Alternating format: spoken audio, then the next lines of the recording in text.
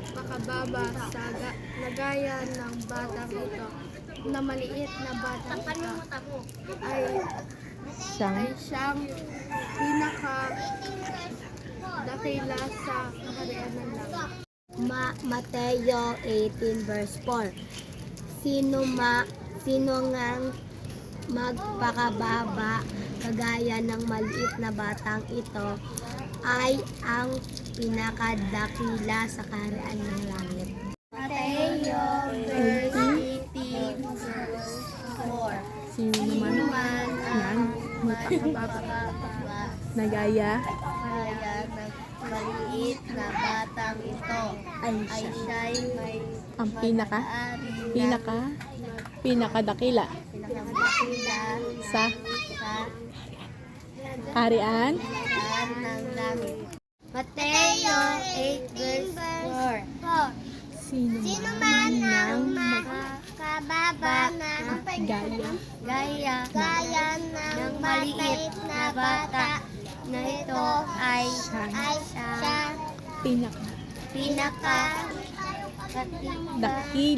dakila sa kaharian ng langit.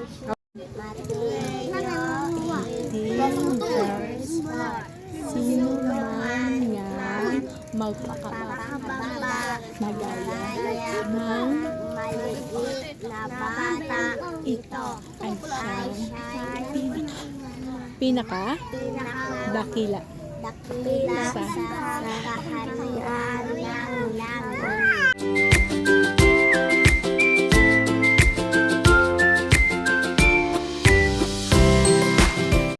Unang Korinto 15 verse 57.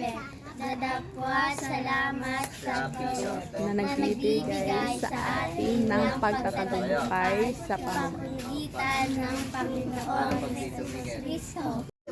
Unang Korinto 15 verse 57. Dadakwan salamat sa Diyos na nagbibigay sa atin ng pagkatagumpay sa pamamagitan ng Panginoon Jesucristo. Unang Korinto 15 verse 57. Dadakwan salamat sa Diyos na nagbibigay sa atin ng tagumpay sa pamamagitan sa mamamagitan na ating Panginoon Jesucristo. unang Bumaba. unang Korinto Unang Korinto 15 verses 57. Dadakwan salamat sa Diyos na nagbibigay sa ating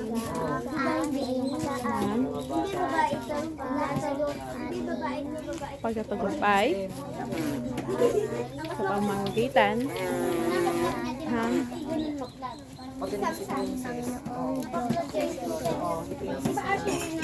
okay.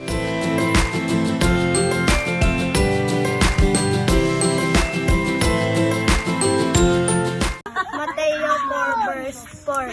Nasusulat, hindi sa tinapay lamang mabubuhay ang tao, kundi sa bawat salitang lumalabas sa bibig ng Diyos.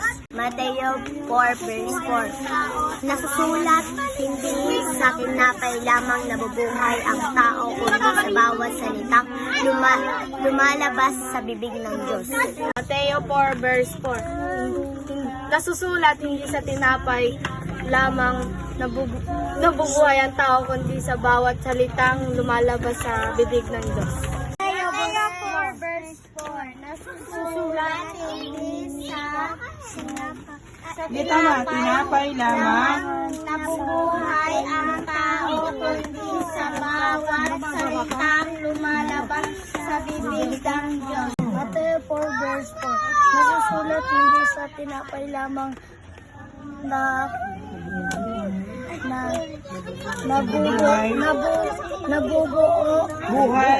buhay ang tao, kundi sa bawat salita lumalabas sa bibig ng Diyos.